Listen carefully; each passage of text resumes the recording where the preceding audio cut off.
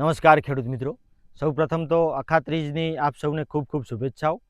હવે અખાત્રીજ શા માટે મનાવવામાં આવે છે અને શા માટે એનું આટલું બધું મહત્ત્વ છે એની આપણે વાત કરીએ તો સૌપ્રથમ તો જે છે ભગવાન વિષ્ણુએ બ્રહ્માંડ પરના રાક્ષસોનો નાશ કરવા માટે પોતે પોતાના છઠ્ઠા અવતાર રૂપી ભગવાન પરશુરામ તરીકે અહીંયા આજના દિવસે જન્મ લીધો હતો।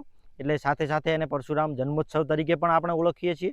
બીજું કે સૂર્ય ભગવાને દ્રૌપદીને એટલે કે પાંડવોને આજે અક્ષય પાત્ર આપ્યું હતું કે જેમાં કોઈ દિવસ જળ કે અન્ન એ ખૂટશે નહીં એવું પાત્ર આજના દિવસે જ એમને આપ્યું હતું।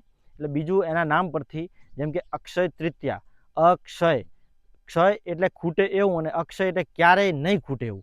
એટલે આજના દિવસે આપે જે કર્મ કરેલું છે, આજના દિવસે આપે જે મહેનત કરેલી છે, આજના દિવસે આપે જે રોકાણ કરેલું છે એનું ફળ આપને ભવિષ્યમાં અવશ્યથી મળશે એવા હેતુથી આજના આ દિવસને શુભ અને પવિત્ર ગણીને ખેડૂત આજે છે એ પોતાના નવા વર્ષની શરૂઆત કરે છે।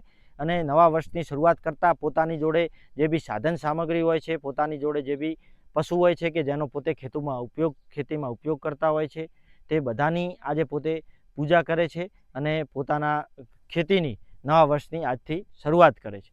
ધન્યવાદ।